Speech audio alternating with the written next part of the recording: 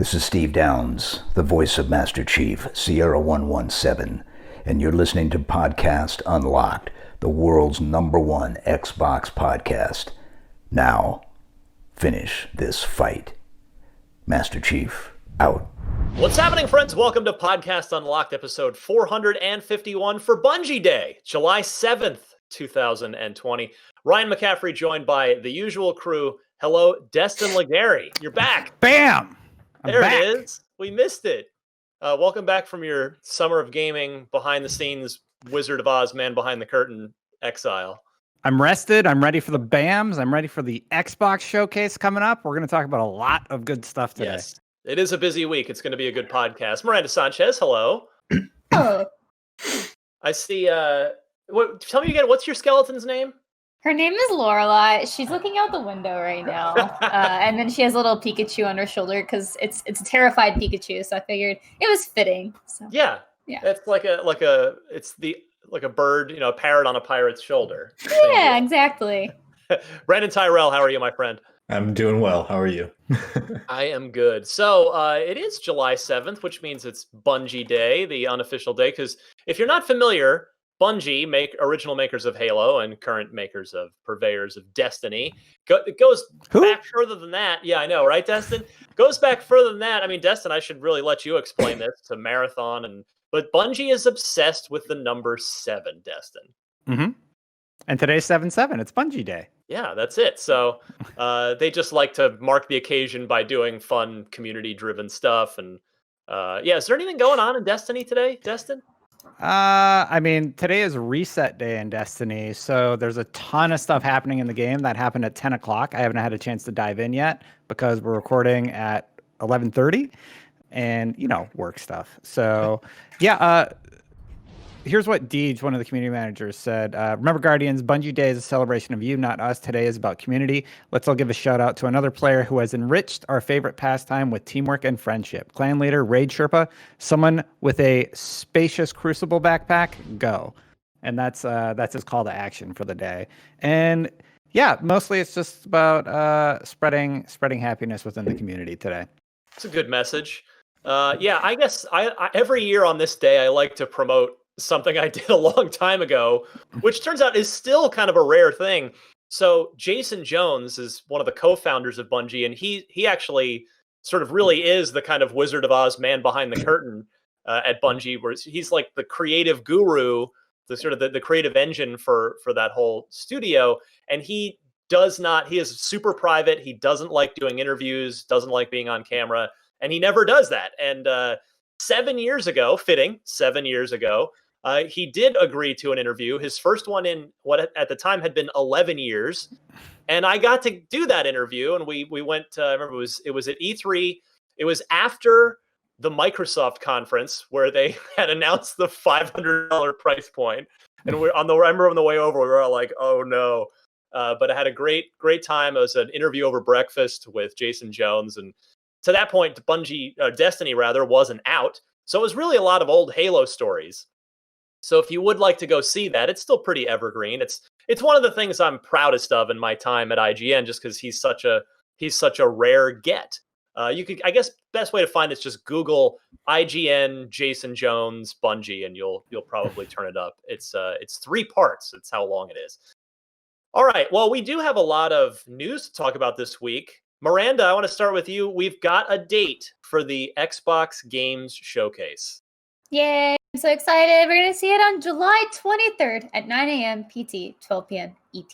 So, soon-ish, kind of. Soon, coming up. Sooner than we think, because these days go by surprisingly fast. It is weird how that goes, isn't it? Even though we're not leaving our houses, it's the days fly by. But so it'll be this crew. We're going to do full unlocked pre and post show. So stick with us. It's just going to be like a live entire day of Unlocked. We'll get started. I don't think we've set our start time in the morning yet, but it's 9 a.m. Pacific is when the actual stream starts. 12 p.m. That's noon Eastern time. So join us for a pre-show, and then more fun than that's going to be the immediate reactions on the post-show afterwards. So that'll be a live episode of Unlocked. I've said it before. I think this is the single most important event in the history of Xbox, given that where we are and where everything has led up to this. I mean, this is the do you guys disagree? I mean, this is the culmination of everything they've been building towards for the last few years. Brandon? Yeah. I wasn't sure who was gonna. Sorry, I realized I forgot to call on people to avoid name before question. Yeah, gotta stick to the plan. I totally agree with you. I think this is, if not the most important one, then certainly like top 3, right? Because there are now expectations. Yeah. Microsoft has to recapture market share. They've got a new console, which is once again the underdog, a position that Microsoft has been in before. But now, this is what, the third generation under their belt, moving into the fourth one. Right. So their expectations are sky high. People want to see what they're doing, and all the good work Microsoft has been doing for the last 5 years, I think, is going to either be made or broken based on sort of how far they lean into games. And this show on the 23rd is certainly going to be the place to introduce those games. Destin, do you think we're gonna do our roundtable predictions, because this is their E3 showcase. So normally every year we would do our prediction show where we'd go round robin style and everybody makes predictions. Before we get to that, Destin, do you think that we'll get a price and or release date for the Series X at this event? Well, we know it's the holiday for the release window. Do we get a price? Yeah, you know what? Sure. Yeah, we're gonna get the price. I'm just gonna play along and say, yeah, we'll get it. And I think people are gonna be pleasantly surprised. I think people will be happy with the price point. I don't know that I agree that this is their most important event ever. I think there's still a lot of runway for them to really wow people. But to Brandon's point, they are seen as the underdog. The constant criticism is they don't have enough interesting IPs, and Sony has done a fantastic job of really, really nailing the tone that people seem to be looking for with games like Horizon Zero Dawn, Last of Us 2, the new God of War, like the re-envisioning of that. And people really see them as the market leader in games that tell stories like the ones that I mentioned. And it would be great to see Xbox come out with some new IPs that hit that tone. Hopefully that's now, but I think if they were to do it a little bit further down the line, I don't think that would be harmful to them. Yeah, I mean, we know we've got monthly beats to look forward to. They're not necessarily all going to be big monthly live stream showcases. We got one in May. We didn't get one in June. We will get one in July. And we talked about on last week's show, which Destin wasn't here for. We got the August rumor about Lockhart being shown off in August. So, and then who knows from there what September will look like, and then whether or not the console's out in October, or whether there's another inside Xbox, Xbox 2020 beat, and then it's out in November, or if the thing's just out. So still you're right, Destin, a lot of runway left to wow people. But for now, this is the big event, July. We'll go around. Normally we kind of go one at a time, but I think since we're not all together in the studio and it's a little more annoying to try and do it round robin style, we're just going to go person by person. So Miranda, would you care to dump all of your predictions on us at once? What do you think we're going to see? What's going to happen on July 23rd? So I'm going to kind of lead with some wild things, because we were tasked with writing down our predictions, and I didn't want to overlap too much with the things that we know are going to be there. So I was like, I'm going to go a little bit more toward left field and see what we can do. So it wouldn't be me if I didn't say a Fusion Frenzy reboot.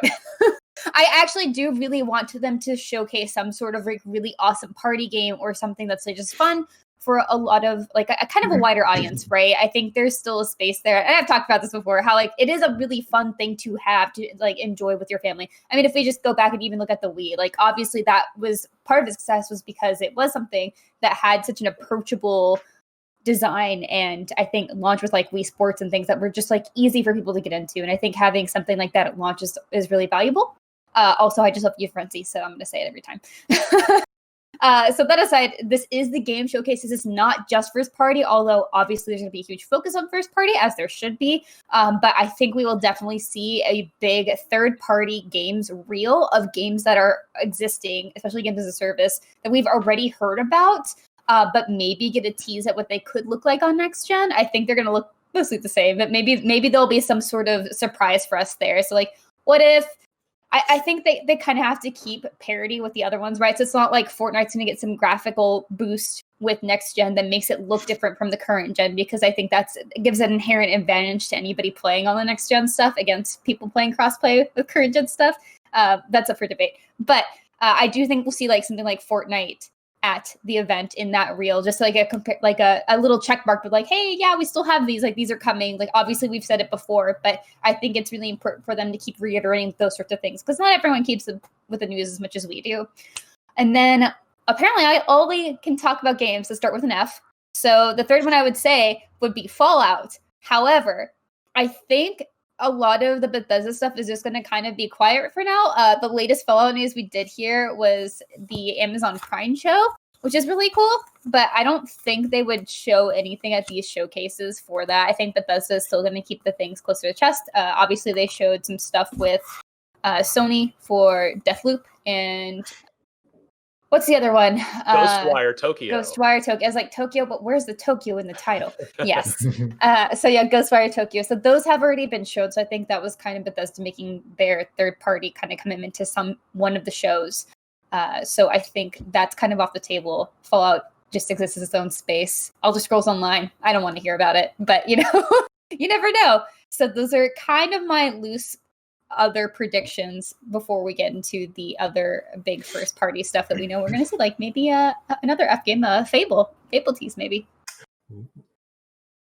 All right, Brandon Tyrell, I'm going to go your way next. What do you say, my friend? What are you looking for? What do you think we're going to see at this thing? So looking at your guys' notes in the doc, I didn't realize that this was a bullet point assignment, and I wrote a small essay. So that's okay. In this essay, I will demonstrate how my thoughts on the Xbox Showcase align. So, should I just read it? I think I should just read it. You do you, my friend. Whatever works. It's a podcast.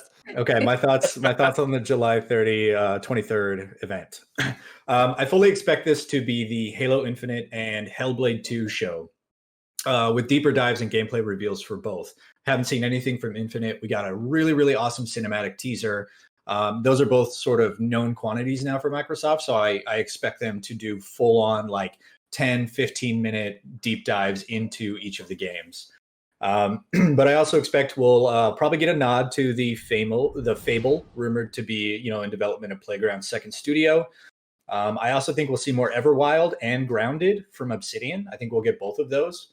Everwild is probably a ways out, but I imagine we'll get another little tease. And Grounded is, basically here already. You can play it. Yeah, it was. Yeah, it's part of the Xbox preview program. So I imagine we'll get another like flavor dose of that game.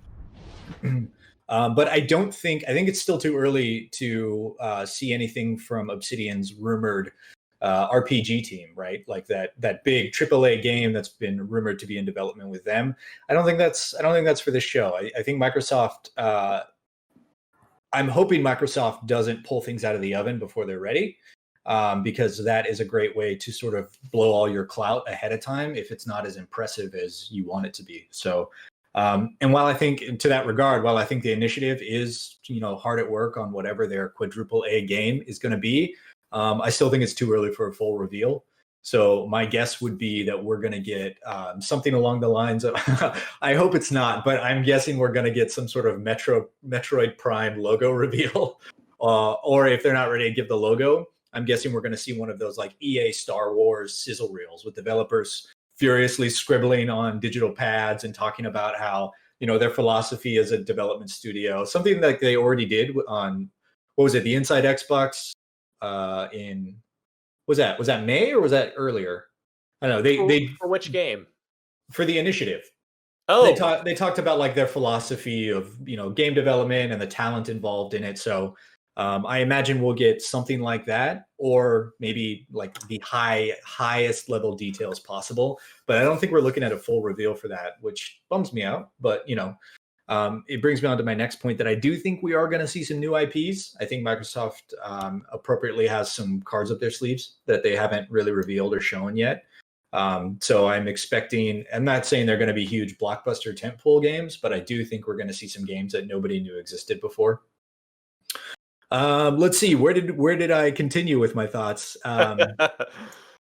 Yeah, obviously, to Miranda's point as well, this is going to highlight their first party stuff, but I think we're also going to see some third party stuff too. So I imagine we'll see more Medium, that cool Silent Hill-esque game that we saw 2 months ago. In May, maybe see some more Second Extinction or some third party next gen games, and potentially we might see like a big marketing related, I guess, what would you call that? The marketing deal.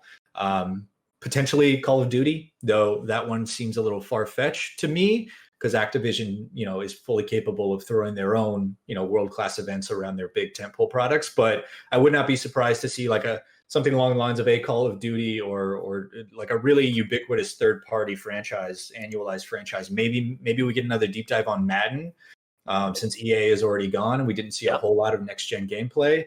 I also think, I would have thrown my hat in the more Assassin's Creed ring, but the fact that Ubisoft has a show coming up, they might save their cards, or they might save all their info and play their cards close to their chest for that one. And lastly, I know we're really talking about games, but Microsoft does have one clear advantage right now between the two consoles, and that's its services. It's got world-class services. Honestly, I'm not going to say it's undeniable that Xbox is better because it's my opinion and everyone is free to disagree with me. But between Game Pass, Xbox Live, Xbox, Game Pass Ultimate, xCloud, their server banks, like everything that they have, I really do think that Microsoft is in a position of dominance in the servers or in the services arena. And I think this is probably their last chance to really kind of hammer that nail on the head ahead of their console reveals in August, which I think, to Destin's point, I think we're going to get a price in August when they announce the Lockhart as well. Yeah. I forgot to. Sorry, just on your note, I was going to say I think they will also tease the Series S because I think because it's all related, it's like also you're going to need something to play these on. Like, stay tuned in August for our full reveal of like the price and all that good stuff. So I think that's going to also will be in August. Interesting. Yeah. Interesting. Yeah, I like these different schools of thought here. There's a lot of I like the differing opinions to see because there's I don't. Did you mean Call of Duty specifically, Brandon? Because I'm not sure how long their PlayStation deal, or were you just talking the caliber of Call of Duty? Something like that. Yeah. Okay. I mean, like I said, I think it's far-fetched to assume Activision would reveal their marquee franchise on a third-party event because we've seen in the past Activision is really capable of renting out a warehouse hangar near the Burbank airport and just flying everybody in to check it out. Yeah. Done that. Yep. Yep. Been there, done that. So something along that caliber. Like I was actually racking my brain trying to think of a good third-party game that we don't really know anything about. Call of Duty, like I said, maybe more Madden, though a lot of those details have already come through. AC Valhalla would have been my go-to, but again, Ubisoft's event was probably, they don't want to take the wind out of their own sails, especially based on the reception of the last footage they showed off. I think to shore my bit up, I know I'm going on a little long here. Okay. I think this is a show where Microsoft really does have to convince PlayStation fans that it's time to invest in the Xbox ecosystem. I'm not saying as their primary ecosystem, but give them enough reasons to say like, oh crap, now I got to buy an Xbox too. Like I think that is the best case scenario, is to earn back some of that market share by offering things that make diehard PlayStation fans think like, oh, I'll probably want to pick up an Xbox to play that as well. Or not even the hardware itself, just get into the ecosystem, right? Like so much of what they do is on PC. Maybe it's a little hyperbolic to say nobody cares if you buy an Xbox as long as you're in the Microsoft ecosystem. They're treating PC exactly the same as the hardware. So I think those are kind of my loose thoughts on it. I do think we'll see some new IPs revealed. I think we'll see more from Infinite and Hellblade and more on services and a bunch of third-party stuff. I'm most curious to see what exciting surprises come out of their 15 game development studios that they've been purchasing. And I do think it's too soon to see a Microsoft acquires Warner Brothers headline come out of this thing, because we'll get to that in a minute. But that's going to be a ways away. By the way, you're welcome for attending your TED Talk. Thank you. Thank you. Nice job. All right, Destin, I want to go your way next. You've got you've got a lot to follow there from Miranda and Brandon. The floor is yours, my friend. July 23rd. What's it going to be?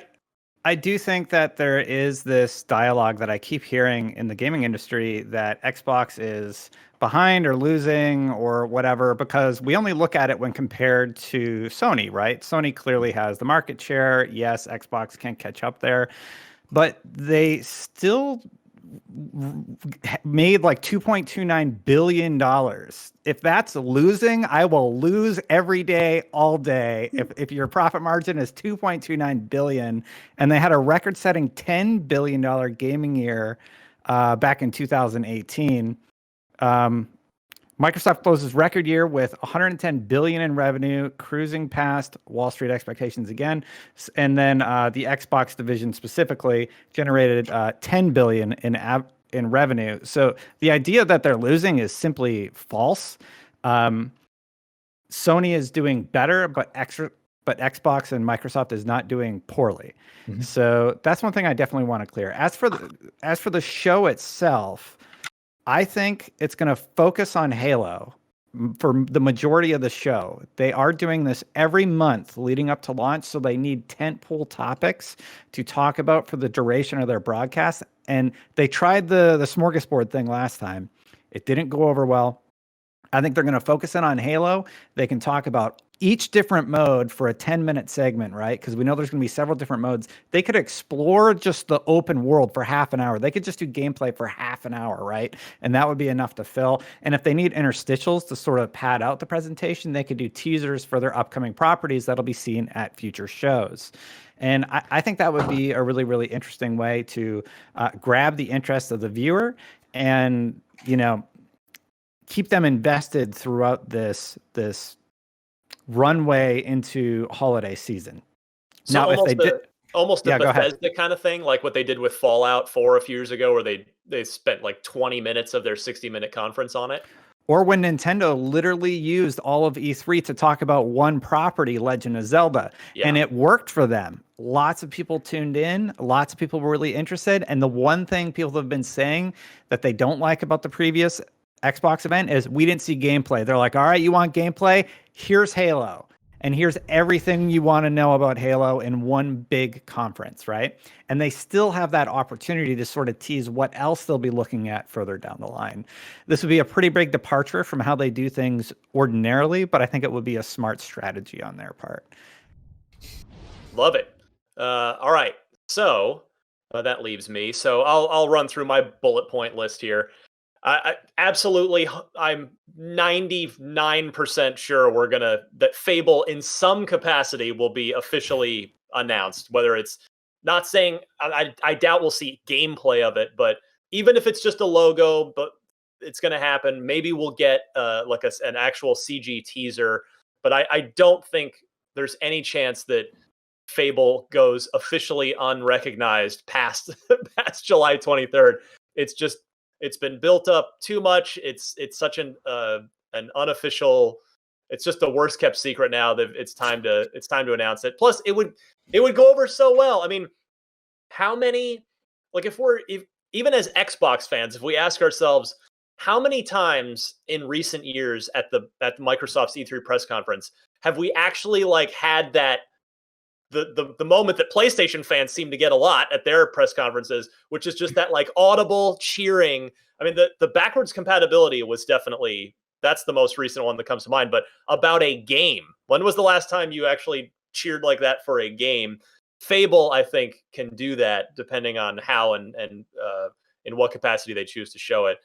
So Double Fine, the most recent acquisition as of now. We'll see we'll see about that. We're going to talk more about that in a minute. But Double Fine is we haven't really heard much from them since they were acquired by Microsoft. I think we'll see a nice gameplay deep dive on Psychonauts 2, which admittedly is not the biggest game on the planet. it's kind of a revival of a cult classic. It means something to me. But I'm going to go out on a limb since Miranda follow Miranda's lead to take a few steps out into the unknown on these predictions. And I think we'll also get the teaseriest of teases. Just going to say it. Banjo 3E. There, I did it. The Double Fine's going to take it on because Rare's busy. Brandon, you mentioned Everwild. They've got Sea of Thieves that they're still making and supporting. So I'm going to say it. Tim Schafer is going to take over one of the cool old Rare properties, and it's going to be Banjo. I do think we'll get the Initiatives game, and I do think it's going to be Perfect Dark. I know, Brandon, you and I we're on opposite sides of the fence on that one. It's fine. And it's going to be, I'm fascinated either way. Like, if it's a new IP, great. I'm curious to see what that is. But I just feel like Perfect Dark makes a lot of sense. So I think that will be officially acknowledged. And now the thing about Obsidian is they're one of the only couple of companies that have been officially confirmed for this event by Microsoft. It's Halo Infinite. It's Double Fine. Thank you, Double Fine. Yes, and they said Obsidian will be there. So yes, it could just be Grounded. No disrespect to Grounded, but that's a thing we've already seen and again have played. But I think we will find out what the Pillars of Eternity team is doing, even if it's just in teaser form. I do think we'll get the gameplay reveal of Everwild, and I'm with you, Brandon, I can't remember if it was Brandon or Destin on Hellblade. I think it's time. Yeah, it's time to see proper gameplay after their excellent reveal at the Game Awards. And somebody, I wish I could properly give credit for this. There was a Twitter follower, listener of the show. We'd been talking about Forza a lot, and just in terms of, we assume that it's a launch title. Like, they've already had a year off. They must be launching Forza with the console, taking that extra year to next-genify it. Well, somebody had tweeted me saying, well, you know what? Maybe they're not, because look how much attention and sort of marketing Microsoft has been giving to Dirt 5. And that's a launch. That's a holiday window title. And they're doing 4K, 120 frames. Like, if Microsoft had their own racing game, would they really be pumping up Dirt 5 that much? And I thought that was a really good point by that listener. So I'm now thinking, well, maybe Turn 10 is really kind of, I don't know if they're just rethinking the structure of the game, or if they're just completely rebuilding their tech, or what's going on. But I do think we will see something from Turn 10, something from Forza, but maybe it's not actually going to be the 1B launch title alongside the 1A of Halo Infinite. Going to be curious to see how that pans out. All right. Great predictions, everybody. That was good. It's good stuff right there. Let's see. What's next on the docket? WB. We've been teasing it already. So I've been talking a lot. Let me throw it to you guys here. But per a report on Reuters coming via a site called The Information, Reuters via The Information reports that Microsoft is now in on the talks to acquire the WB Interactive Studios, which includes Rocksteady, NetherRealm, Monolith, and Avalanche, among others. So I'm not familiar with The Information. I don't know if they're, kind of what their track record is, for good or bad. I'm not saying anything about them, but for me, this story gained legitimacy by Reuters picking this up, because Reuters does not peddle in BS. They're a major, reputable news organization. So I think that's why we've got a legit story here. It is all rumor for now, but we talked about it last week with EA, Activision, and 2K, and it does seem that Microsoft is now getting in on this game. So, Destin, what do you make of this? You're a Mortal Kombat fan. You're a NetherRealm fan. You like Injustice as well. So, what do you think of? I mean, will it happen? Should it happen? And what do you think of the possibility? Should it happen? I think if Microsoft were to go ahead and purchase these studios, it would be a tremendous win, with a caveat. You have to realize they don't get licensing rights to the characters in Injustice, the characters in Shadow of Mordor, a lot of those Batman. games that are incredible. Yeah, like Batman, the incredibly popular characters. But they get Mortal Kombat, and they get all of Mortal Kombat's characters. Mortal Kombat was a huge seller for Mortal Kombat 11. Definitely, I think it broke records. Like it was like the best-selling Mortal Kombat ever, or something. I remember Ed Boon tweeted about it. So, isn't yeah. it basically the best-selling fighting game series as well? Potentially. So that would be huge. And they still have that option to license out those IPs for a cost. Now, those studios are tremendously talented, and if they could lock that up with Microsoft, that would be hugely profitable to them. Now, PlayStation fans who might also be watching the Unlocked show, where we talk about Xbox, might also realize that, hey, Microsoft owns Minecraft, but Minecraft isn't locked on the Xbox platform. That's on everything. I think they would acquire these studios and still allow those properties to come out cross-platform. I don't think they would make everything Xbox exclusive, but there could be some sort of timed exclusivity involved. I think it would be an absolutely huge win for them. I think it would be very expensive to make happen. AT&T isn't going to sell them for cheap. Yeah, the initial rumor was $4 billion asking price. Is it? Now, that's $4 billion. That's Star Wars money. Well, yeah, I mean, they paid. So Microsoft paid $2 billion for Minecraft for one IP. That's actually kind of a deal. It is. I mean, when you're getting four plus super talented studios and Mortal Kombat. Yeah, and the Mortal Kombat franchise. That's there's a lot to be said there. Miranda, where are you with this? So my thoughts kind of went exactly to where Dustin went with Minecraft, and the idea here that it wouldn't be just necessarily an exclusive to Xbox.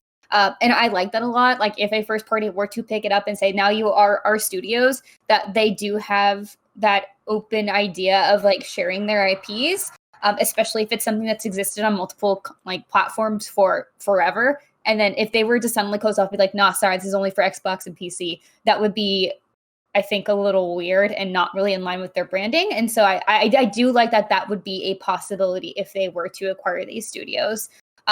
Honestly, like more talent's always great. I think we when we talked about this previously, we were saying, hey, as long as it's not EA, so still in line with that. Brandon, how about you? I mean, I agree with Dustin. That $4 billion that's a lot of money. That's a lot of money. Do I think that they'd find the ROI on it? Yeah, I do. Same with the $2 billion for Minecraft. You know, I feel like spending $2 billion on a IP and a studio really is probably the reason that is on every different platform under the sun.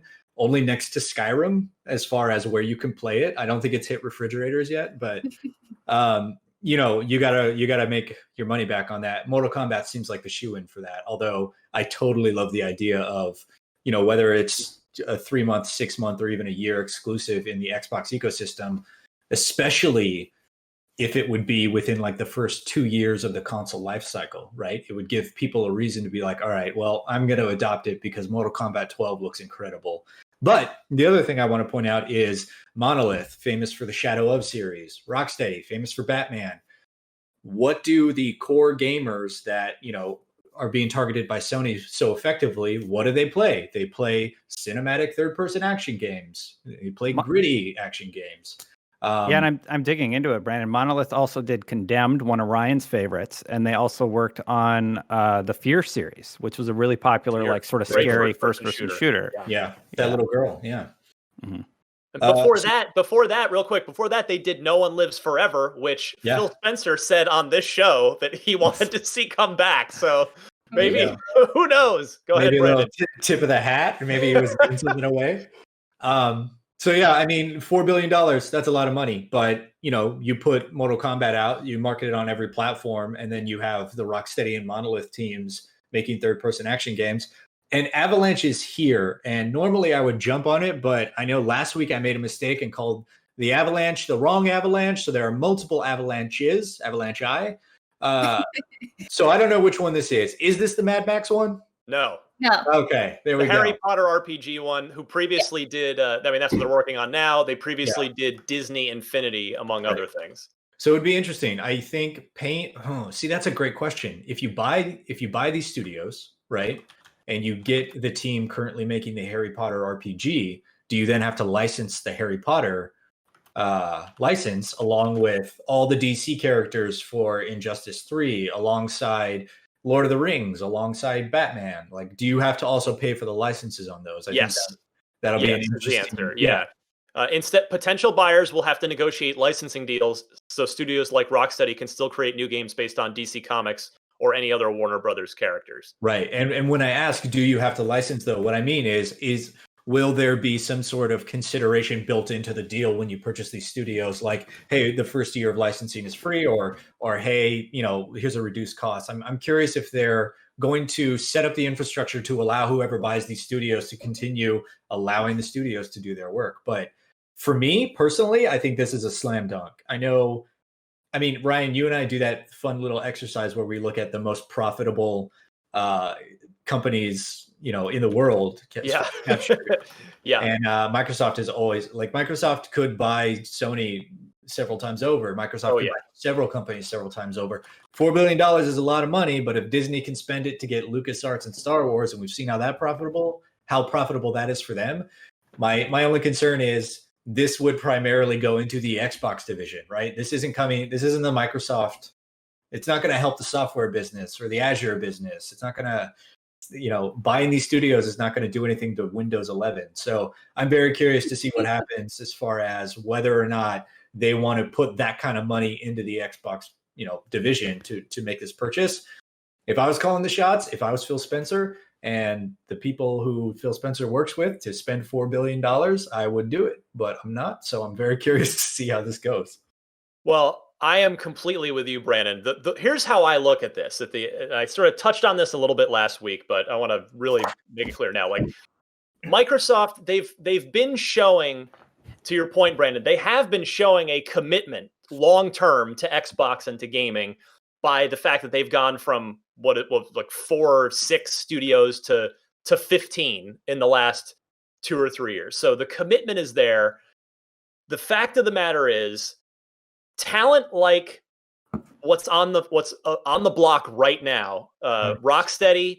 I mean, Rocksteady, with all due respect to Microsoft's teams that they have now, you could make the case, maybe you say 343 or the Coalition or Playground, but you could argue a strong case that if Microsoft does this deal, Rocksteady instantly becomes the most talented team that they own.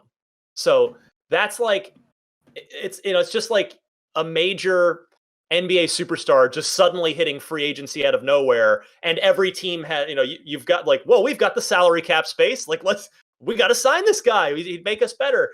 So Rocksteady, Monolith, NetherRealm, that caliber of talent never hits the open market. I mean, if a studio is getting sold, most of the time there's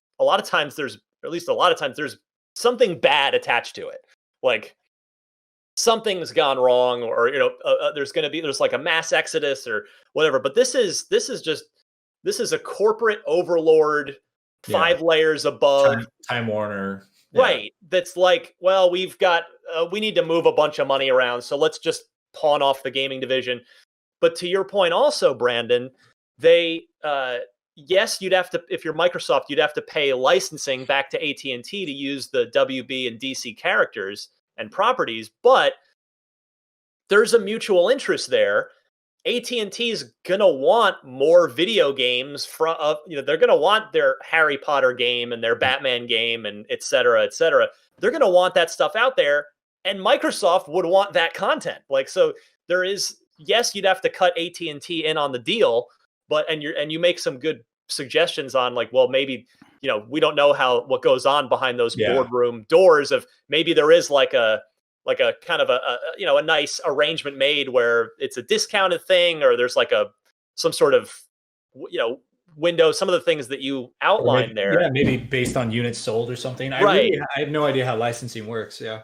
Or, if they, to Miranda's point, if they do still decide to publish some of this stuff on PlayStation as well, like they have with Minecraft, it goes into Game Pass day one, so it's still a selling point for the Xbox platform. Or if you're a subscriber, you don't even have to buy the game. So just to me, that's really it. Is if Phil may not have planned to spend another $4 billion on studios, and there are many business complications of maybe the CFO just says no, we can't do that. But if Microsoft is willing to open the wallet some more, I just think I'm so with you, Brendan. It is a slam dunk. It is a complete no-brainer. You absolutely, these 4+ studios would make your platform, your brand so much stronger. And that's not even to include, like, there's stuff we're not even thinking of, like technology sharing. Like if you buy Monolith and they've got this killer AI system from the Nemesis system, About to say Nemesis system. Yeah, you can share that technology to other Microsoft developers who might want to do something cool with it. So there, and whatever, maybe Rocksteady's got some secret sauce stuff that could be shared among the Xbox groups. So I just think, you just have to pull the trigger on this, Destin. I found the stat I was looking for. Mortal Kombat 11 was the 5th best-selling game in 2019. That includes physical and digital. So other games on that list, number 1 was Call of Duty, NBA, Madden, Borderlands, then Mortal Kombat, Star Wars Jedi Fallen Order, Smash Bros, Kingdom Hearts, Division 2, Mortal Kombat 8. So it's right there in the middle. So they launched Mortal Kombat 12. Basically, you've made a large chunk of your investment back. Yeah, that's one game. Yeah, and to reiterate the point, I think that a game like, or a series like Mortal Kombat kind of has to go third party, right? Like you lose more from not putting it on other platforms than you gain by bringing people into your platform. But I will say, imagine a world between 2021 and 2024 where Mortal Kombat, Harry Potter, Batman are all, and whatever the next third person action game from Monolith are all Xbox exclusives. Could happen. It could happen. Insane. Now, to the fighting game point, real quick, before we move on to the next topic, we have seen this. We saw it very recently, not that long ago. Street Fighter V was PS5 exclusive, and still is, right? I believe it never came to Xbox. Is that correct? Or maybe there was like a super version that eventually did. But yeah, I wonder how that financially went for Capcom in the end. I mean, it was definitely a big get for them. But yeah, I mean, if you kind of make that trade-off, if you're Microsoft, well, we'd make money on every PlayStation 5 copy sold, or we lure a ton of people into our ecosystem by keeping it for ourselves. So yeah, I came to Windows and PS4. It did. Okay. Windows. Yeah. So not Xbox. Not Xbox. No. Okay. Destin, is Mortal Kombat PC day and date, or is it usually console? I think it was this time. Okay, that's interesting. Yeah, it was close. I know that. So there you go. We're going to be obviously keeping a very close eye on this because, I think if there's any way that Microsoft can financially justify it, you got to do this. It's just insane to me because they've gone on a buying spree for the last 3 years. And the metaphor that I've been working on my head is it's like upgrading your house, right? So you redo the kitchen, and then you redo the bathrooms, and then you redo the backyard, and you landscape. And then you find out there's a crack in the foundation. So the most expensive part of the whole renovation is at the very end. And at that point, have you already spent too much money? I don't know.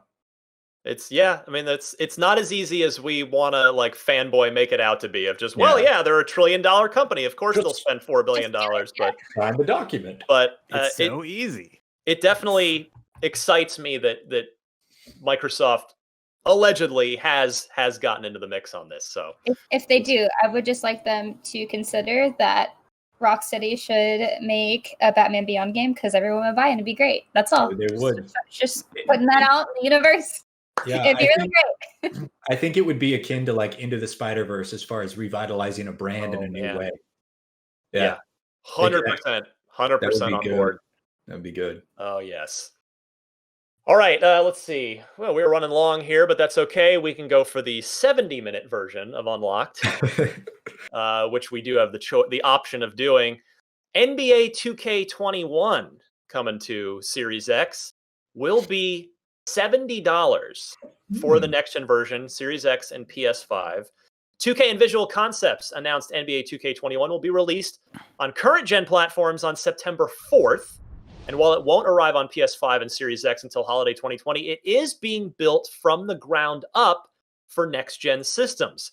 As such, 2K21 will not support smart delivery, meaning there will not be a free upgrade to next-gen if you purchase the game on Xbox One, which, okay, if it's a different game with different features and it's built from the ground up for next-gen, that's understandable, I think. However, if players purchase the $99 Mamba Forever edition with Kobe Bryant on the cover, they will get the next gen version at no extra cost there. So if you do spend more up front, you won't have to buy it again on next gen.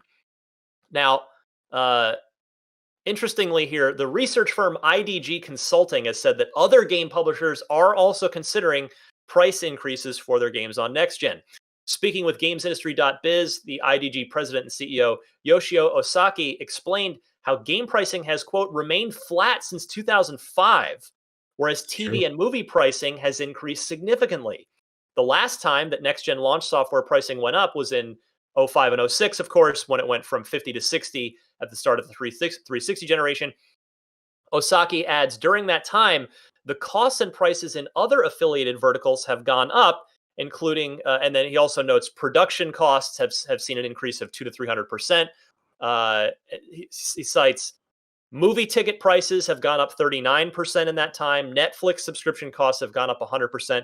Cable TV packages have risen by 105%. So there's a lot to chew on here.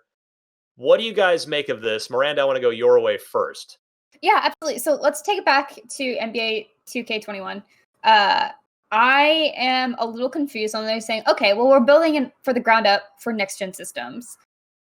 So to me, that says it has to be like a significant change to be something that isn't compatible with a free next gen upgrade. Like it's not just graphical; it's something like in the back end, as far as like systems and how this game plays, to be constitute like a whole different game.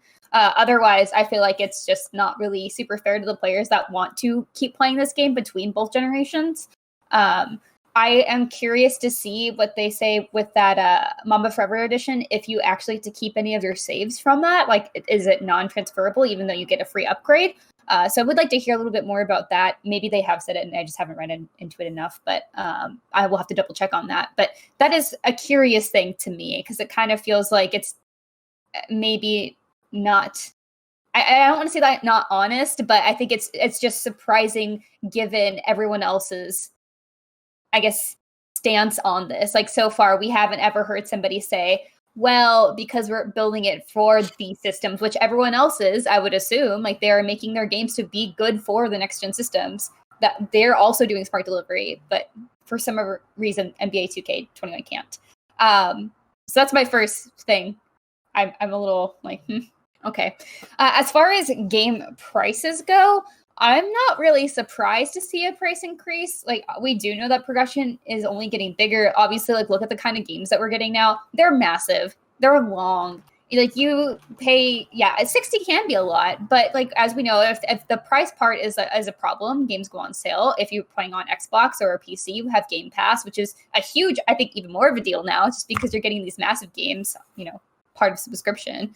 So I think it's like hard to say like it's fair. It's like more, I guess, understandable, right? I think some of us are saying, oh, I wouldn't be surprised if Series X is more than like what we paid now. I think I would understand that it would be 600 at least, or rather than 500, although I would like 500. And so I think that applies to games as well. However, I would like to say that I would like to see games priced a little bit more variably. Obviously, we see these smaller games and indie games going from anywhere from like I paid $3 for a game and it was so great. And this is just nice experience. But then also like $60, and then we see $40 games being announced. I think that's something that should be taken advantage of a little bit more often, and I would like to see publishers consider that as well. Brandon Tyrell, where do you stand with this? I agree with Miranda. I think I think we're in this predicament because the middle of the pack sort of fell out of the video game industry last generation, where you had, games that were targeted at high, medium, and low price points. The medium really couldn't sustain itself, which is why you see the indie ecosystem is just sort of, the $5 to $10 range. There are exceptions, absolutely, right? You see $30 and $40 games all the time, but for how many games are actually developed every year in the thousands?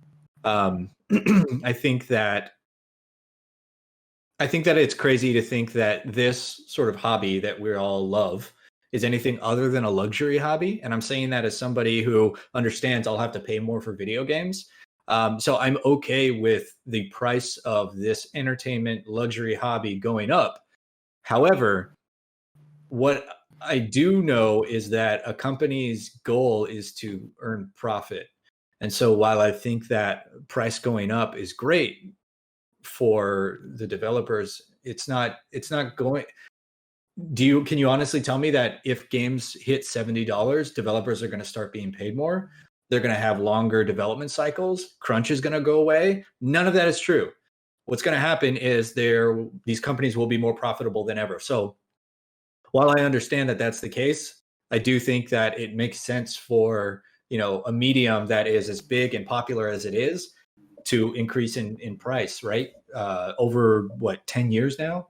So, I think whether or not any of us agrees with it, I think $70 is going to be the new norm. And I think that because 2K already announced it. And if, since it's a free market, a company will charge as much as they can in order to get people to buy their products, right? I'm sorry, let me rephrase that. A company will charge as much as they can while still assuming people will buy the product. So if 2K just now announced that they're going to do $70, you're insane if you don't think every other publisher is sitting there looking at 2K and looking at the audience reaction to it and looking at the market reaction to it to see, is this something that we can get away with? Is this something that's going to be okay? Or is it not going to be worth the hassle? So I think $70 is going to be the new norm moving forward. I don't think it's a good or bad thing. I think it's just sort of the way that the market is going to be dictated because we're in the position that we're in. Prices haven't gone up in a long time. Publishers are now testing the waters. And if there is enough sentiment from the audience and the core demographic who buys these products that, yeah, I can pay an extra $10. And this is all US. I know Canadians have a whole different system, and let's not even get started about the euro. I think that, it will be normalized before too long. I would expect by 2021, 2022, $70 is just the price point. You make a really good point that I hadn't even thought about with regard to, for just a general term, working conditions about crunch, and that's, yeah. Sorry, I got a little carried away. No, I thought it was a tremendous point. I wish you were wrong on that. The fact that you said that nothing's going to change, but it's probably not. But yeah, wow, that's an excellent side to it. I hadn't even really thought about. Destin. Do I like this? No, and I think the dialogue that they're trying to put around it is kind of BS. The casual gaming market has a profit margin of 90%. That's from back in 2009 Business Insider. They had a 90%, and we saw that's mostly from virtual goods, right? So they're already making hands over fist. And I'm like, okay, that's a pretty old article. Let's dig into the revenue share from EA from this year. They had a 12.04% increase year over year. That's a profit of $1.38 billion. And EA is the one publishing this NBA game and claiming inflation and all that. This is 2K, not NBA. Sorry.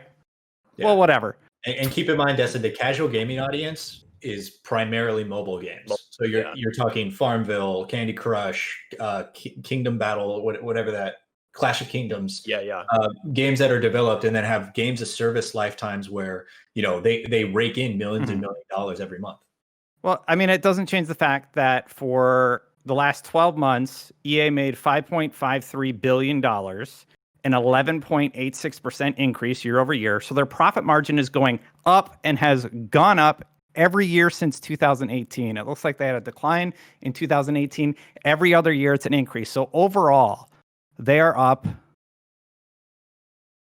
25% since 2018. So that this idea that they have to increase the base price of a product, I fundamentally disagree with. And to your point, Brandon, it's not going to fix crunch. It's not going to fix the problems with the industry. It is strictly a profit margin play so that they can look better to their investors, and people are going to pay for it. Just like they pay for the virtual goods that they consistently say that they don't like, right? But people just buy it because the average consumer doesn't care. They see a cool skin, they want to buy it. And yeah, man, like I get it. The world's about making money. That's what business is all about. But you're up 25%. How much is enough? That's the thing too. Is like we're not in a position to tell a company you make enough money. You know, Right. as consumers, that's not our.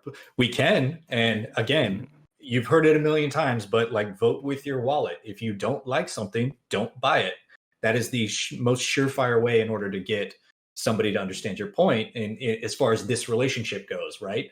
Goods and services as a consumer. Right. And Good. to your point though, like that's such a hard thing to do too, because like then you're reaching out without the space. Like that's not just the space that says we don't like this thing, and if we say it loud enough, which has happened in the past, things change. But when you're looking at something as big as like Call of Duty or something, that goes far beyond anybody who listens to this show, right?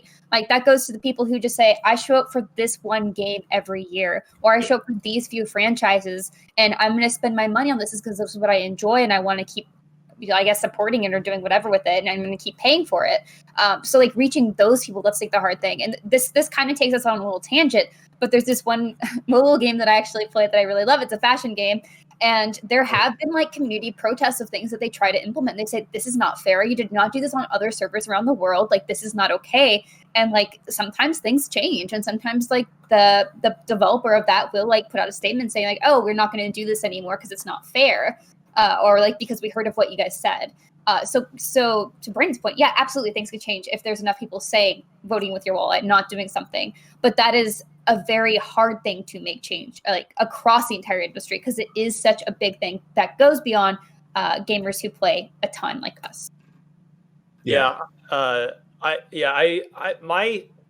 get that like a gallon of milk costs more now than it did 15 years ago or 20 years ago, Right. and the price of things does change. I actually looked up, so sneak preview, I'm writing an op-ed, an opinion piece for IGN, right? Not literally right now, but there's a draft of it going around to our features team right now. It'll be up either today or tomorrow about this very topic. So I have a lot of thoughts. I don't want to blow the whole thing here, but so I did look up inflation. So just on basic inflation, just taking everything else out of it, $60 in 2006 money is $76 now. So from a sheer inflation perspective, that it does make sense. But the thing is, like, the timing of this couldn't 100%. Be worse.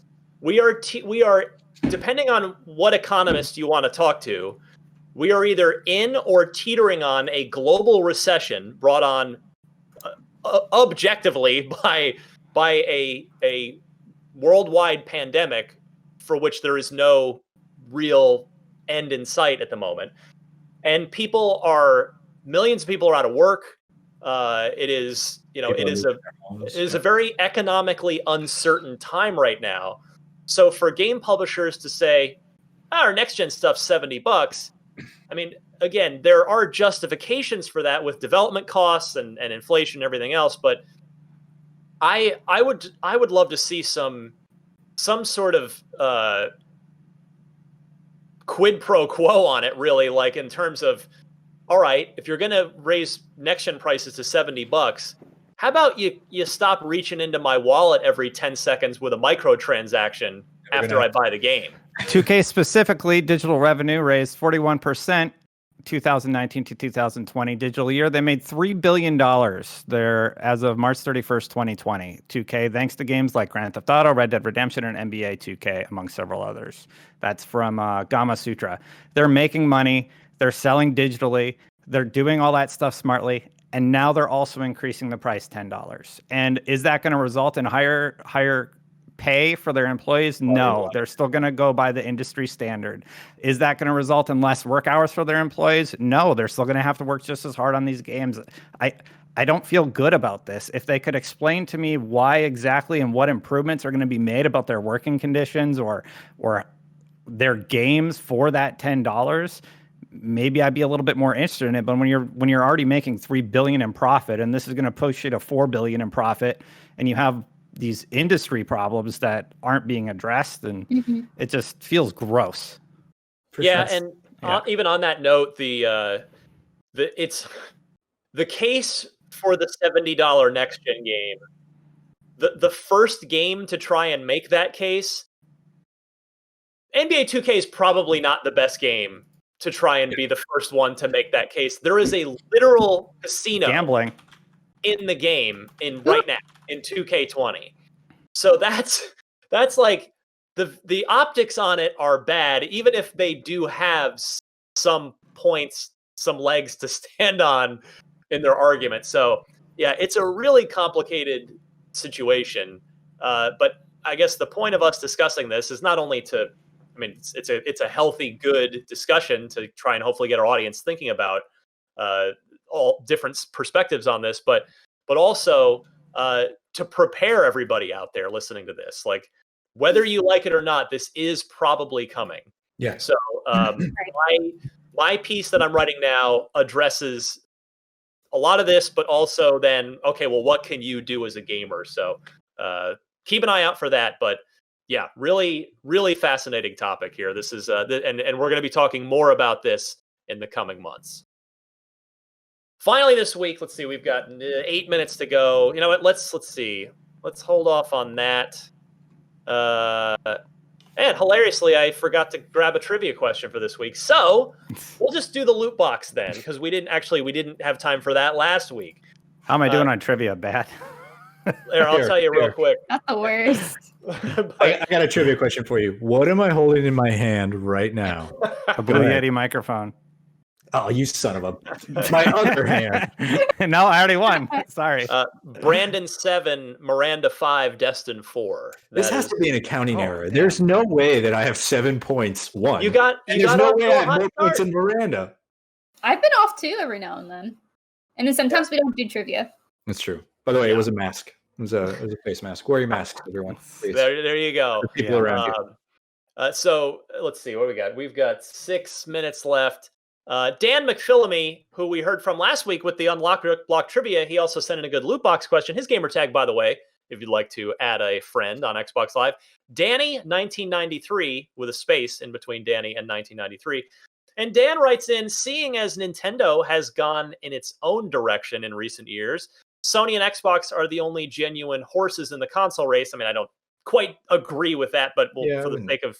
Yeah, but see, his question is, do you think there's a chance there will ever be another console contender to come in and genuinely compete, or are we locked in a contest with these 3 companies forever? And there's my meeting in 10 minutes from now that I have to get to.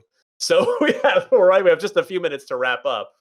But real quick, I'll go Brandon's way first. Do you ever see somebody besides Sony, Microsoft, and Nintendo really cracking the into the console race? I don't know. It's hard. I think yes, but it won't be Microsoft, Nintendo, Sony, and X. It'll be the future of whatever the hardware we use. Look at VR. It'll be the future of whatever that hardware is. There will be new players in that game. Just because consoles are a loss leader. First of all, you make a console to sell software. That's how you make the money. And secondly, just getting into the market space, there are only a handful of companies that could do it. Microsoft being one of them. Look what happened to the Dreamcast. Look at Atari. Look at all the other consoles in history. It takes a lot to earn your way into a market. And I don't think anyone's got the money or is passionate enough to lose money for long enough in order to make put their flag into this console space. So no, I don't think we're going to see another console as we know them now. But I think in the future, when consoles change and evolve and they're just a wire you plug right into your spine, I think we're definitely going to get some new players in the space. Yeah. Miranda? Totally agree with Brendan's point. I mean, you kind of look at like what Google's doing right now with Stadia, right? Like that's just a thing that exists. It's evolving. Yeah. It is changing, and I will see what happens with it. Right now, it's kind of like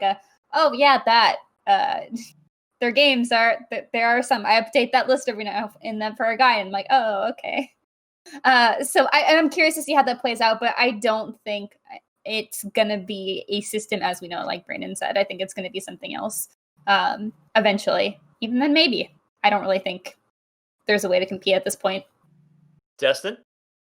Will another serious contender compete in the console market? One did that's not on his list. It's right here in my hand. It's the iPhone. It by far has the highest profit margin of any platform. Console, well, I mean, it's a device that is portable that you can have in your home, right? Here's the And question: like, do you think Apple or anyone else is going to make a set-top box that's dedicated to playing games?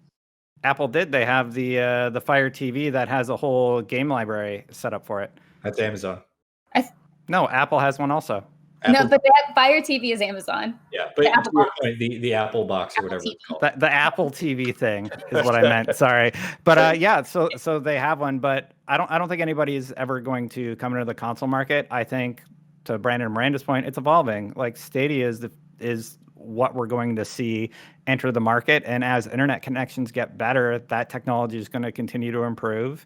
And as we get more and more devices that are more and more powerful that fit in the palm of our hand, I think that's more where the market ends up going as opposed to consoles. It's just not cost effective to design a console and enter the market. Why spend all that money to get in? Yeah.